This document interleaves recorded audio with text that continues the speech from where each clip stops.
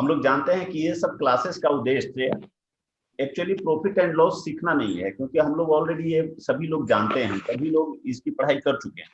इसका असली उद्देश्य है कि एग्जाम में हम लोग कम से कम समय में बेहतर कैसे कर सकें।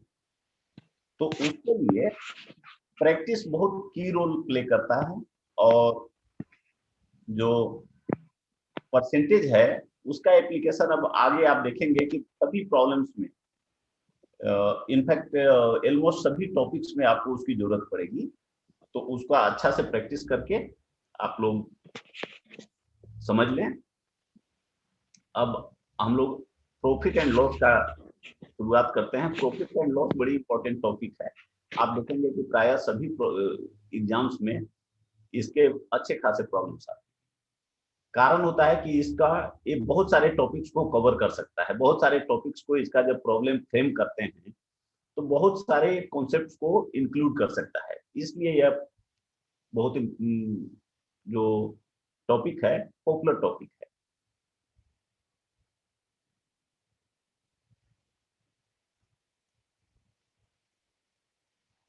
तो देखिए, लाभ एवं हानि को अंग्रेजी में हम लोग कहते हैं प्रॉफिट एंड लॉस। हम लोग जानते हैं कि कहीं भी जब खरीद बिक्री होती है, कोई आदमी कोई चीज बेचता है तो उससे पहले वो उसको खरीदता है। तो जितने दाम में वो खरीदता है उसको उसका क्रय मूल्य कहते हैं, कॉस्ट प्राइस इंग्लिश में बोलते हैं। और इसको जब हम लोग कभी भी संक्षिप्त यूज करेंगे तो इंग्लिश में सीपी लिखते हैं, हिंदी में ऐसे लिखते हैं। उसी तरह विक्रय मूल्य, जितने में सामान को बेचता है कोई आदमी, वो उसके लिए विक्रय मूल्य हुआ, सेलिंग प्राइस, इसको एसपी लिखते हैं। और उसी तरह हिंदी में विक्रय मूल्य लिखते हैं। तो कोई भी चीज का एक बार उसको खरीदा या बेचा जा रहा है तो दो पार्टी इन्वॉल्व है, कोई खरीद रहा है और कोई बेच रहा है। तो जो जितना में सामान खरीदा या बेचा जा रहा है, मान लीजिए कि 100 रुपए में खरीदा जा रहा है, बेचा जा रहा है,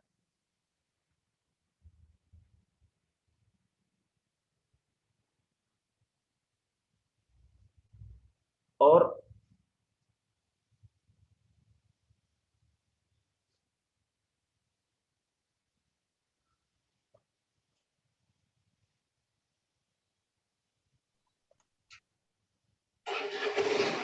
और सभी लोगों से हमारा अनुरोध होगा कि देखिए, अगर हमें करना है तो थोड़ा हम लोग समय में ज्वाइन कर लें।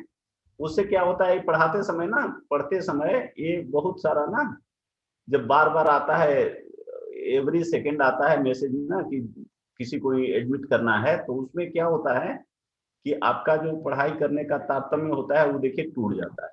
तो अगर हमें ज्वाइन ही करना है, इसीलिए मैं थोड़ा लेट ज्वाइन करता हूँ। अदरवाइज मैं नॉर्मली लेट नहीं करना चाहता, लेकिन मैं इसीलिए लेट करता हूँ कि ताकि आप लोगों को 10 मिनट का समय मिल जाए और आप लोग क्लास रूम को ज्वाइन कर लें। अदरवाइज क्या होता है ना। तो मेरा मेरा रिक्वेस्ट है सभी लोगों से कि देखिए, कहा जाता है ना कि अगर हम लोगों को पढ़ाई करना है तो उसी तरह से हम लोग पढ़ाई करने के लिए तैयार हों और पढ़ाई करने बैठें जिस तरह से बहुत भूख लगने पे बैठते है ना। और सफलता के लिए कहते हैं ना कि जिस तरह से आदमी जब पानी में डूबने लगता है तो उसको ऑक्सीजन के लिए जिस तरह की तड़प होती है, उसी तरह की होनी चाहिए। तो मैं समझता हूँ कि बहुत सारे लिमिटेशंस होते हैं, तो कोई बात नहीं, अगर कोई ज्वाइन नहीं कर पाए तो ऐसा कोई नहीं है कि क्यों नहीं किए, लेकिन हमारी कोशिश होनी चाहिए। क्योंकि देखिए, अगर 50 लोग या 20 लोग या 30 लोग हम लोग पढ़ाई कर रहे हैं एक साथ, तो एक आदमी लेट आता है तो उसके चलते 30 आदमी डिस्टर्ब होते हैं। तो मैं रिक्वेस्ट करूंगा कि अगर अधिक अधिक टाइम चाहिए तो थोड़ा पहले से कोशिश करें और ज्वाइन कर लें। एनीवे, तो हम लोग बातें कर रहे थे कि जब एक बार कोई ट्रांजैक्शन होता है, कोई आदमी खरीद बिक्री होती है कोई सामान की, तो उसमें दो पार्टी होते हैं, एक आदमी खरीदता है, दूसरे आदमी बेचता है। तो मान लीजिए वो 50 रुपए में खरीद बिक्री हो रही है, तो वो 50 रुपया एक आदमी के लिए क्रय मूल्य है और दूसरे आदमी के लिए विक्रय मूल्य। एक के लिए कॉस्ट प्राइस है, दूसरे के लिए सेलिंग प्राइस। और हम लोग ये सब जानते हैं, तो इसमें कोई फॉर्मूला याद करने की जरूरत। और देखिए, हमारी कोशिश, हमने कहा है कि हमारा जो हम लोगों के पढ़ाई का तरीका है उसमें है कि कम से कम फॉर्मूला याद करना, क्योंकि अदरवाइज आपके इतने फॉर्मूले हो जाएंगे और आप कोई गाइड पढ़ें या कोई और बहुत सारी मार्केट में चीजें होती हैं, अगर आप उसको पढ़ेंगे तो देखेंगे कि प्रत्येक चीज के लिए आपको एक फॉर्मूला है, प्रत्येक चीज के लिए शॉर्टकट है। वो लिखना या निकालना या उसको अवेलेबल करना वो डिफिकल्ट नहीं है। डिफिकल्ट है कि एग्जाम में उतनी चीजें दिमाग में आपको एक साथ उस फॉर्म में नहीं रहेगी। तो इसलिए हमें कॉन्सेप्ट पे जोर देना है कि समझना है और उसको अप्लाई कैसे करना है वो समझना है। तो लाभ हम सभी लोग जानते हैं कि जब अगर जो जितना विक्रय मूल्य होता है, सेलिंग प्राइस होता है, उससे अगर क्रय मूल्य या कॉस्ट प्राइस कम होता है तो आदमी को लाभ होता है। अगर मान लीजिए कि कोई हमने 50 रुपए में कोई चीज खरीदा और उसको 60 रुपए में बेच दिया तो हमको लाभ होगा। और लाभ का निकालना होगा तो कितना होगा, जितना विक्रय मूल्य है और उसमें क्रय मूल्य को घटा दीजिए तो लाभ हो गया। उसी तरह हानि, अगर हमने खरीदा 50 रुपया में लेकिन कोई कारण से हमको बेचना पड़ रहा है 40 रुपए में, तो वो हमारा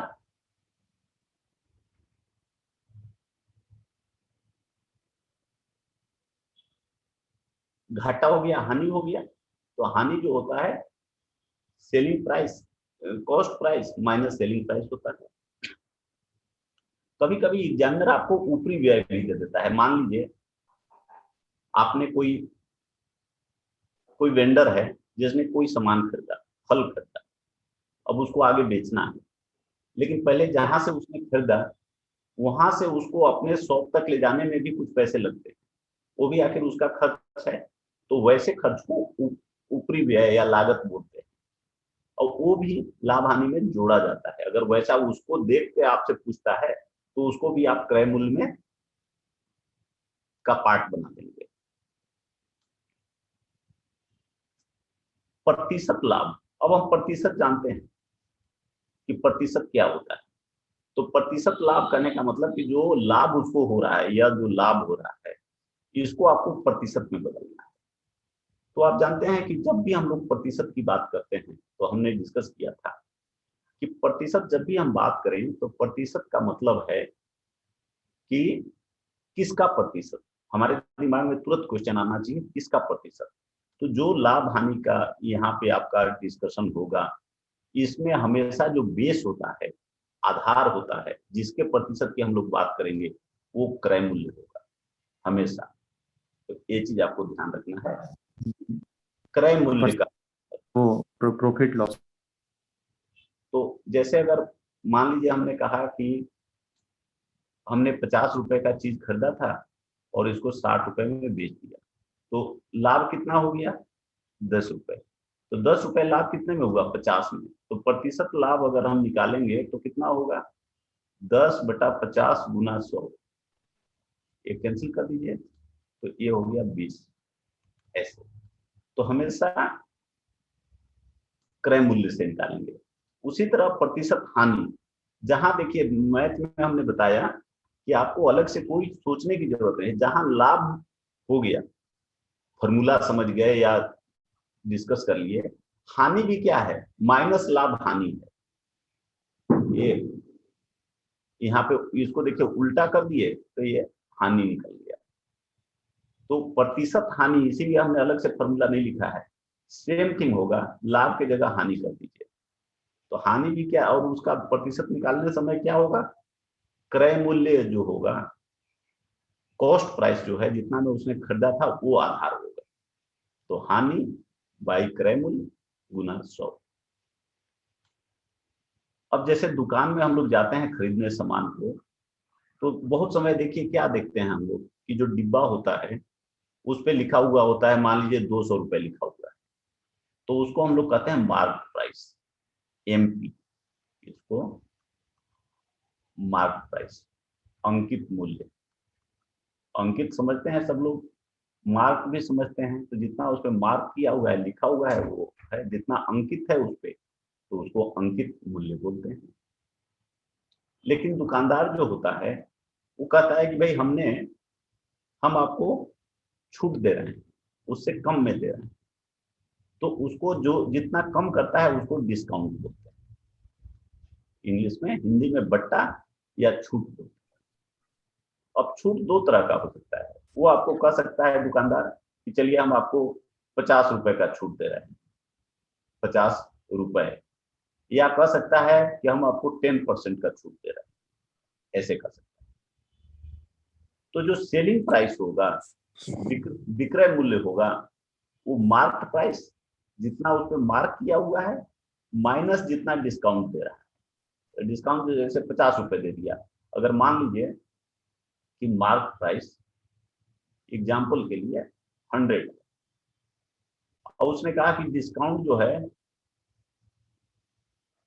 20 है, तो जो विक्रय मूल्य होगा, सेलिंग प्राइस होगा, विक्रय मूल्य होगा, वो होगा 100 माइनस 20, 80 होगा। अब अगर यही डिस्काउंट, अगर वो कहे कि डिस्काउंट जो है 30%, तो अगर फिर आ गया प्रतिशत, तो 30% किसका? तो 30% ऑफ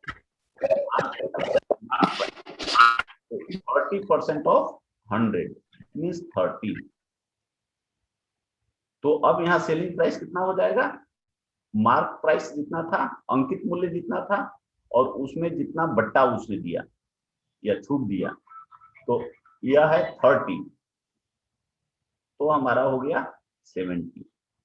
तो ये समझना है कि जब भी आप डिस्काउंट निकालते हैं, प्रतिशत का यूज करते हैं जब लाभ हानि में, तो क्रय मूल्य भी आधार होता है, और जब बट्टा या छूट वाले क्वेश्चन में जहां डिस्काउंट की बात आएगी, तो आपका जो बेस होगा वो होगा अंकित मूल्य, मार्क प्राइस। और ये लॉजिकल है कि जितना उस पे अंकित है, उसमें जितना वो छूट देगा, माइनस करेंगे तो हमें उतना में सामान मिलेगा, तो वो हम विक्रय मूल्य होगा।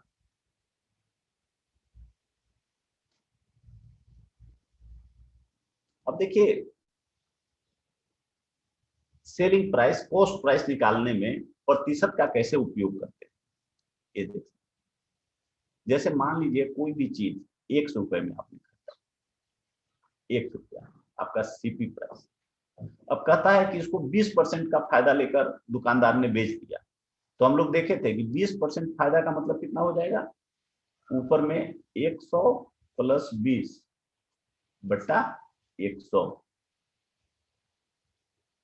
जितना होगा वो इसका सेलिंग प्राइस हो जाएगा। मान लीजिए कोई चीज का कॉस्ट प्राइस 500 रुपया है, और कहता है कि प्रॉफिट, लाभ, ये सीपी से कोई किन्हीं को दिक्कत नहीं होनी चाहिए, या इसको लिख दीजिए क्रय मूल्य। और लाभ जो है मान लीजिए कि 12%, तो हमको निकालना है कि विक्रय मूल्य क्या होगा। विक्रय मूल्य कितना लाभ होगा, दो चीज है, कितना लाभ होगा, तो लाभ बराबर कितना होगा? 12% ऑफ 500 मीन्स 500 इंटू 12/100, तो ये हो जाएगा 60। लेकिन विक्रय मूल्य कितना होगा? तो एक तरीका होता है कि हम इसको लाभ निकालें और इसको क्रय मूल्य में जोड़ दें, ये सब में टाइम लगता है। अब आपको थोड़ा फास्ट होना है, तो डायरेक्ट निकालिए। तो कैसे निकालेंगे? उस तरह से कि कोई नंबर को अगर आपको 12% से बढ़ाना होता है तो क्या करते हैं? तो 500 इंटू 112/100, यह आपका बढ़ा हुआ नंबर होता है। अब अगर इसको काट दीजिएगा तो ये हो जाएगा, देखिए 560, सीधा जुड़ के आंसर आ गया। अगर यही मान लीजिए कि 12% का घाटा हो जाता, सपोज हानि हो गया 12%, तो क्या होगा? तो विक्रय मूल्य कितना होगा? 500 क्रय मूल्य है इंटू, अब यह घाटा हो गया, तो आप जानते हैं कि इससे कम में उसको बेचना होगा। तो जो हम यहाँ भिन्न लिखते हैं, बनाते हैं, यह जो फ्रैक्शन बनता है, भिन्न बनता है, इसका वैल्यू 100 से 1 से अधिक होना चाहिए अगर लाभ हो रहा है। मतलब जो परसेंटेज को जोड़ने पे आता है वो ऊपर रहेगा, 100 नीचे। यहाँ पे अब ये इससे कम हो जाएगा, तो यहाँ वैल्यू कितना होगा, 100 minus 12 by 100 means 500 into 88 by 100 multiply कर दीजिए, 440 रुपए उसको विक्रय मूल्य हो गया। तो इस तरह से निकालते हैं।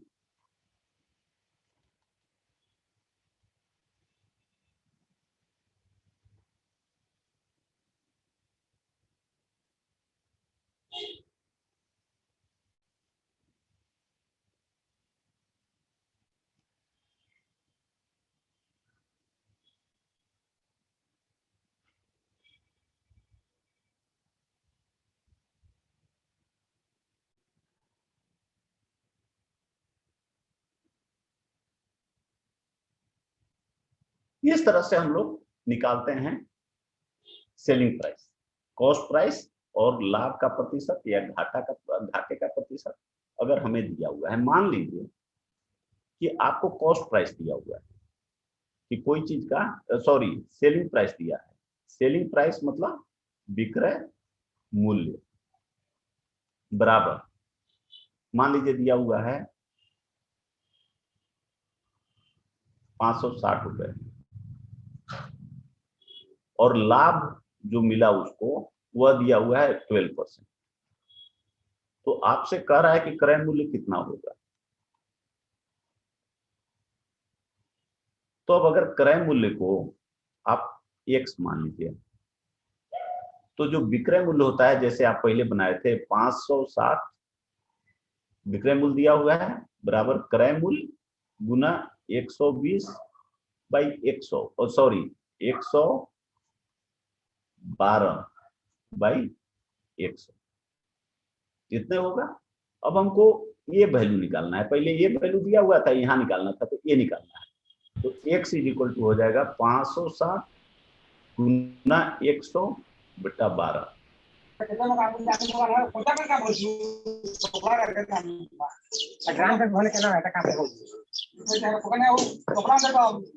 ये आपका आंसर होगा। ये 112 है, 112। तो अगर इसको कट करिएगा तो ये 5 हो जाएगा, 5 में 100 से मल्टीप्लाई करिएगा तो 500 हो गया।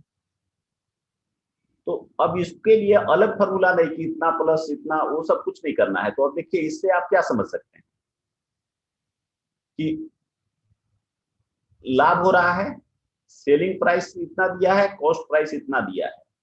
तो आपको हमेशा ये दोनों को एक दूसरे को निकालने के लिए 112 बटा 100 से मल्टीप्लाई करना है या 100 बटा 112 से मल्टीप्लाई करना है। अब जानते हैं कि जब सेलिंग प्राइस, अब इसका वैल्यू ऊपर में अधिक है, तो जब कोई चीज को इससे मल्टीप्लाई करिएगा तो उसका वैल्यू बढ़ जाएगा। तो जैसे अगर मान लीजिए कि आपके पास क्रय मूल्य दिया हुआ है और लाभ दिया है विक्रय मूल्य निकालना है, तो विक्रय मूल्य अधिक होगा तो इससे मल्टीप्लाई करिएगा।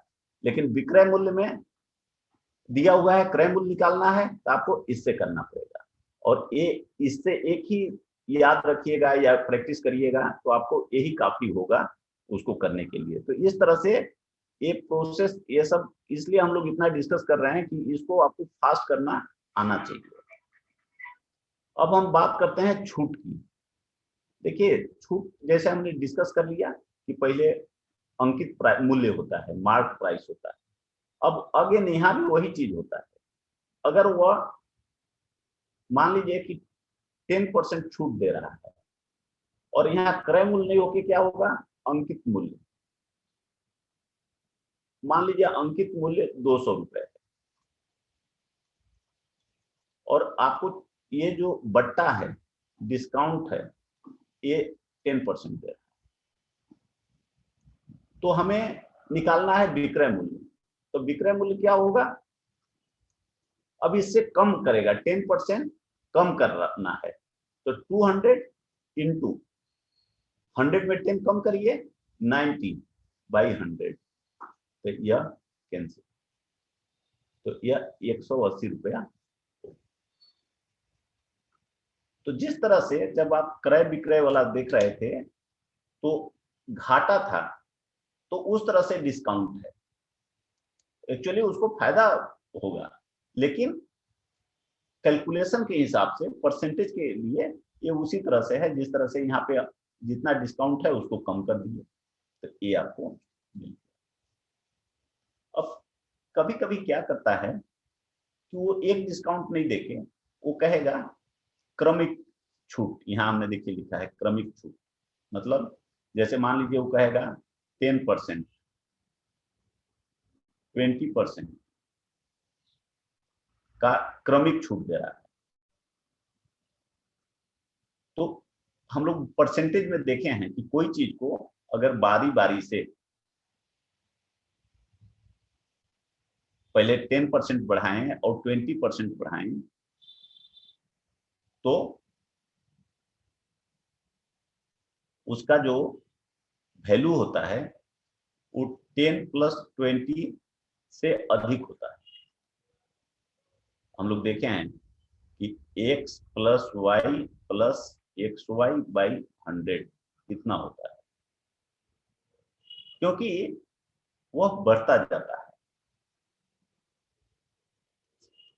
अब यहाँ पे देखिए 10% और 20% का डिस्काउंट है, तो जब कोई चीज यहाँ बढ़ाते हैं तो एक्चुअली बढ़ते जाता है। अब यहाँ हम लोग उसको डिस्काउंट हमें दे रहा है, छूट दे रहा है इस तरह से, तो हमें देखने से क्या लगेगा ये डिस्काउंट 10 + 20 मतलब वो 30% दे रहा है, लेकिन वास्तव में 30% नहीं होता है। तो कितना होता है, तो देखिए मान लीजिए कि अंकित मूल्य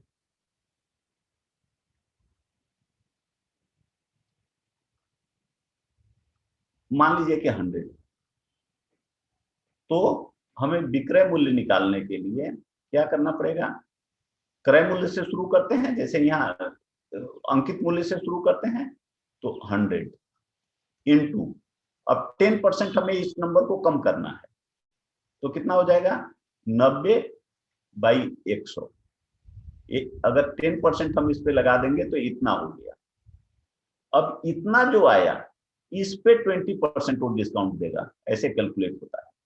तो 20% इसका 20% डिस्काउंटेड कितना वैल्यू हो जाएगा, 100 में 20 माइनस करिए तो 80/100।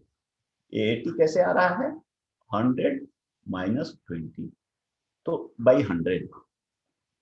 तो अब इसको सोल्व करिए तो देखिए यह और यह कैंसिल हो गया, और यह 0 और यह 0 कैंसिल हो गया, तो कितना हो गया 72 हो गया।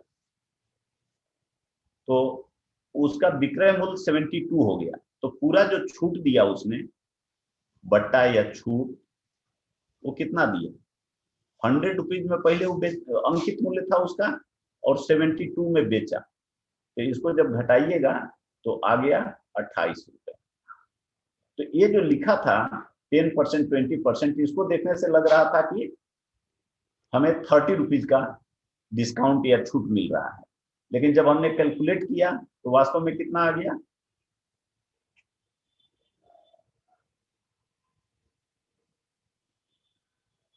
कम आ गया, 28 आ गया। तो ऐसे केसेस में इस तरह से डिस्काउंटेड का वैल्यू निकालते हैं। और डायरेक्ट अगर ये फॉर्मूला यूज करना है तो देखिए 10 + 20 माइनस 10 × 20/100, 10 और 20 30 में 2 घटा दीजिए तो आपका आ गया 28। तो यहाँ माइनस साइन हो रहा है क्योंकि ये डिस्काउंट के प्रॉब्लम्स हैं, चीजों को बढ़ा नहीं रहे हैं, डिस्काउंट दिए जा रहा है, तो बार बार वो कम होते जाता है। जैसे देखिए यह चीज जब इसका डिस्काउंट 10% निकाल रहे थे तो 100 पे निकाल रहे थे, लेकिन अब ये जो निकाल रहे हैं तो ये चीज 100 से कम हो गया, 90 हो गया। तो 90 पे निकालना है, इसलिए ऐसा होता है। तो जब भी क्रमिक सीरीज में हो तो आपको इस तरीके से करना पड़ता है। पहला से शुरू करिए, पहला इसके लिए ये फ्रैक्शन से मल्टीप्लाई हुआ और दूसरे के लिए इस फ्रैक्शन से मल्टीप्लाई हुआ, और एक बार निकालना है कि उसको कितना परसेंट उसका जो परिणामी छूट है या अंतिम छूट है वो कितना हो रहा है। तो इस तरह से, तो यहां ध्यान रखना है कि प्लस नहीं, यहां माइनस होगा।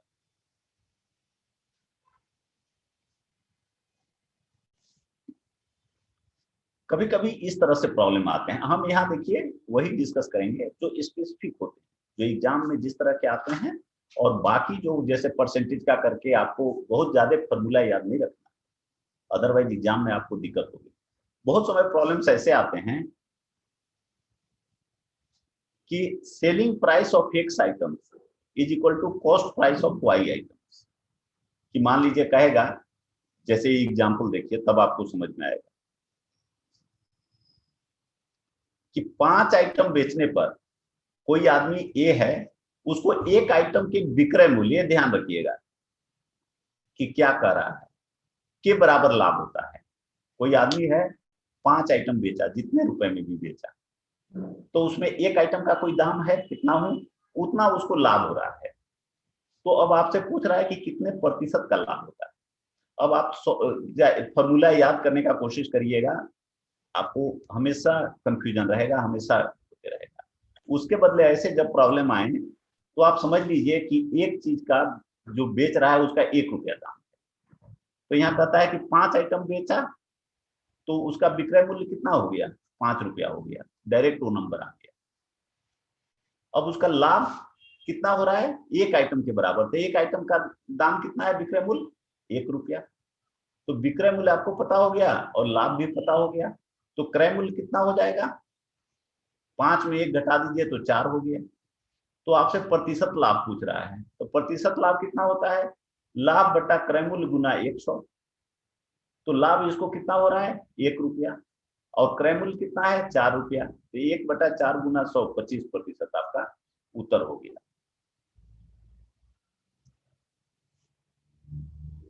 अब यदि ये पहला प्रॉब्लम हो गया, आपको किताब में बहुत सारे फॉर्मूले मिलेंगे, सूत्र मिलेंगे, उसको आप देख लीजिए, याद रखना शायद दिक्कत हो, तो इस तरह से डायरेक्ट आप बना सकते हैं, कोई फॉर्मूला याद करने की जरूरत नहीं। यदि 20 आइटम्स का क्रय मूल्य 15 आइटम्स के विक्रय मूल्य के बराबर है, 15 आइटम्स के विक्रय मूल्य के बराबर है, तो विक्रेता को कितने प्रतिशत का लाभ होता है। हमने कहा कि 1 रुपए मान लीजिए, तो 20 आइटम बेच रहा है, तो 20 आइटम का जो सेलिंग प्राइस है, हमने एसपी लिख दिया है, मतलब विक्रय मूल्य कितना हो गया, 20 हो गया। तो क्रय मूल्य उसका कितना है, उसमें आपको सवाल में ही दिया हुआ है कि 15 आइटम के विक्रय मूल्य के बराबर, तो 15 हो गया। तो लाभ कितना हो गया, 5, और प्रतिशत लाभ कितना हो गया। आप जानते हैं कि यह आधार होता है, बेसिस होता है, तो 5/15 गुना 100, इतना परसेंट। तो इस तरह से बिना याद किए आप आसानी से बना सकते हैं। प्रॉब्लम को समझना ज्यादा जरूरी है, और इस तरह के प्रॉब्लम्स भी बहुत पूछे जाते हैं, क्योंकि बच्चे कंफ्यूज हो जाते हैं। कभी कभी देखिए आपको प्रॉब्लम, नॉर्मली ऐसे प्रॉब्लम आपको एग्जाम में, इस आपके एग्जाम में नहीं आएंगे, लेकिन कोई एग्जामिनर अगर थोड़ा सा चाहेगा कि अधिक लेवल का बच्चों का थोड़ा सा लेवल बढ़ाएं, तो इस तरह के प्रॉब्लम आते हैं। अब इसमें क्या देता है कि 6 केला 25 रुपए में खरीदा और 3 केला 20 रुपया में बेचा, तो ये रेट दे दिया। देखिए, क्रय मूल्य और विक्रय मूल्य का कॉन्सेप्ट तब आता है जब बराबर एक ही चीज को हम बेचे और खरीदे, लेकिन यहाँ वो अलग अलग चीज को बेचा है। यहाँ तो आप डबल करके निकाल दे सकते हैं, लेकिन मान लीजिए 3 20 ऐसे लिख दिया, लेकिन कुछ और लिख दिया, मान लीजिए 8 लिख दिया, यहाँ पे 8 को इतना में बेचा, तो ये दोनों का रेट। इसको इस तरह से भी समझ सकते हैं कि ए आइटम को 100 रुपया में खरीदा और बी आइटम को Y रुपया में बेचा। तो ऐसे प्रॉब्लम में आपको बहुत टाइम लगेगा, ऐसे बनाइएगा बन जाएगा कि एक का निकाल लीजिए, या अब इतना आइटम है तो इसका निकालिए, उसको कितना हुआ खरीद बिक्री, और फिर उसको निकालिए। यहाँ पे ये शॉर्टकट है जो आपको याद रखना चाहिए। लिखते समय ध्यान रखना है कि इसी ऑर्डर में लिखना है, पहले खरीद बाद में बिक्री। और एक क्रॉस मल्टीप्लीकेशन कर दीजिए। यहाँ देखिए 6 × 20 माइनस ए क्रॉस 3 × 25 और डिवाइडेड बाई ये चीज इंटू 100। सोल्व कर दीजिए, आपका आंसर हो गया 60%। और ऐसा इसलिए होता है कि एक्चुअली ये जैसे अगर A Y minus B X by B X into 100, actually इसमें ये दोनों को बराबर करने के लिए ये इस चीज से मल्टीप्लाई होता है। इसको इससे मल्टीप्लाई करिए और इसको इससे मल्टीप्लाई करिए, तो यहां दोनों बराबर हो जाते हैं, इसलिए ऐसा होता है। ये रेशियो में भी हम लोग देखेंगे कि कैसे ऐसे प्रॉब्लम्स रहते हैं, क्यों होता है। लेकिन इतना डिटेल में जाने के बजाय आप इस तरह का 1-2 प्रॉब्लम बना के प्रैक्टिस कर लीजिए, आप खूब आसानी से प्रॉब्लम को बना देंगे एग्जाम। कभी कभी कहता है कि विक्रय मूल्य सेम है। सेम है का मतलब क्या होगा? कोई आदमी है जो 2 सामान बेचा, और कितने में बेचा? तो दोनों सामान उसने मान लीजिए 900 रुपए में बेचा, मतलब पहला भी 900 रुपए और दूसरा भी 900 रुपए। तो दोनों सामान का जो विक्रय मूल्य है वो सेम है, एक ही है, 900 रुपया। तो विक्रय मूल्य समान करने का मतलब यह है कि एक ही आदमी 2 आइटम को बेच रहा है, और दोनों का जो विक्रय मूल्य जितने रुपए में बेच रहा है वो दोनों को 900 रुपए में बेच रहा है, एक ही दाम में बेच रहा है। लेकिन एक पे उसको मान लीजिए कि उसको 5% का फायदा मिल रहा है, और दूसरे पे 5% का उसको घाटा हो रहा है। घाटा एक फायदा या लाभ हो रहा है। तो ऐसे प्रॉब्लम में जब भी होगा, ओवरऑल दोनों का सबका मिला के उसको हमेशा हानि होगा, और वो टोटल परसेंटेज हानि कितना होगा? x²/100%। अगर यहाँ x था और यह भी x था, लेकिन ये जो हानि होगा ये किसका? वो क्रय मूल्य का। तो अगर मान लीजिए 2 इंटू जो क्रय मूल्य है दोनों का, उसका, न कि विक्रय मूल्य का, और आपको दिया क्या रहेगा? विक्रय मूल्य। तो सवाल को बनाने में इस चीज को अच्छा से समझ लेना। इसलिए यहाँ लिखा हुआ है कि ये तभी संभव होगा जब अगर पहला वस्तु पर x% लाभ और दूसरे पे x% का घाटा होता है। तो ऐसा नहीं समझना है कि दोनों मिला के 0 हो गया। हम लोग देखे कि कैसे होता है, जो x एक पे लाभ हुआ, -x दूसरे पे घाटा हुआ, और जब दोनों को मल्टीप्लाई करेंगे प्लस माइनस, तो देखिए ये हो जाता है x²/100। हम लोग देखे हैं। तो इसलिए यह चीज आता है कि नेट उसको घाटा होता है, हमेशा घाटा होता है। अब आइए इसको पढ़ते हैं। प्रॉब्लम है, एक व्यापारी 2 वस्तुओं को 400 रुपए प्रत्येक वस्तु के हिसाब से बेचता है। प्रत्येक वस्तु 400 रुपए का बेच रहा है। अगर उसे एक पर 15% का लाभ और दूसरे पर 15% की हानि होती है, तो उसे कितनी हानि होती है? अब प्रतिशत हानि तो आप तुरंत निकाल देंगे कि इतना प्रतिशत, लेकिन उसे अमाउंट कितना रुपया का हानि हुआ, तो उसको आप गलती ये नहीं करेंगे कि 400 रुपया का 15% नहीं निकाल देंगे, या 400 रुपए का इतना परसेंट नहीं निकालेंगे। तो पहले परसेंटेज हानि निकाल लीजिए। तो x²/100, 15 गुना 15/100, उसको इतना परसेंट हानि हुआ। लेकिन इतना परसेंट हानि किसका होगा? क्रय मूल्य का। तो फॉर्मूला अभी अब हम लोग पहले देखे हैं, विक्रय मूल्य कितना होता है? क्रय मूल्य इंटू 100 माइनस 2.25/100। तो क्रय मूल्य इंटू 97.75/100। तो अब सेलिंग प्राइस हम लोगों को पता है, विक्रय मूल्य, तो इससे हम क्रय मूल्य निकाल लेंगे। तो विक्रय मूल्य कितना है?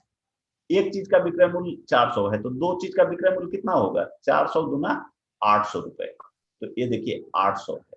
800 गुना 100 बटा 97.75। अब इस क्रय मूल्य को निकालने के लिए आपको इसको इस तरफ लाना पड़ेगा। तो विक्रय मूल्य 800 है और इंटू 100 बटा 97.75, तो यह आपका इतना हो गया। तो उस आदमी ने दोनों चीजों को मिल कितना में खरीदा था? 818 रुपया 40 पैसा में, और बेचा कितना में? 800 में। तो हानि कितना हो गया? 18 रुपया 40 पैसा। तो इस प्रॉब्लम में ये समझना है, ये कंफ्यूजन नहीं होना है कि ये दिया हुआ है तो इसका वो परसेंट है, और इतना चीज अगर हम समझ लिए तो दोनों निकाल लेंगे। कभी कभी होता है फॉल्स वेट। फॉल्स वेट का मतलब क्या होता है कि कोई दुकानदार है, मान लीजिए वो आपको कहता है कि हम 1 केजी दे रहे हैं आपको। 1 केजी का मतलब कितना हो गया? 1000 ग्राम। तो यह क्या हुआ 1000 ग्राम? इसको हम लोग कहते हैं ट्रू वेट, सही वजन, ट्रू वेट, या इसको कहिए सही वजन या सही भार, कुछ भी कहिए, सही भार।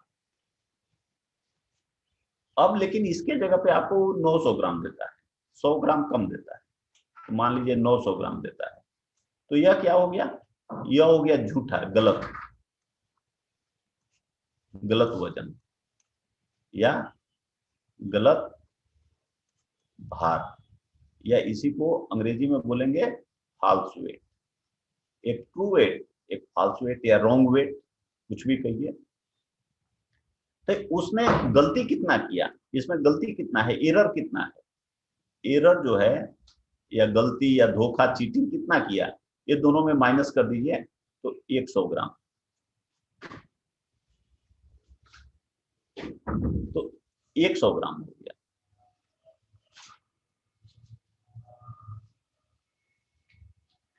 तो इसमें हमें परसेंटेज लाभ पूछता है। वो आदमी आपको कम दे रहा है तो उस आदमी को फायदा हो रहा है। तो ये होता है, देखिए, एरर बटा फॉल्स वेट इंटू 100। एरर का मतलब कितना? गलती या कमी, बाई फॉल्स वेट मतलब गलत वजन इंटू 100।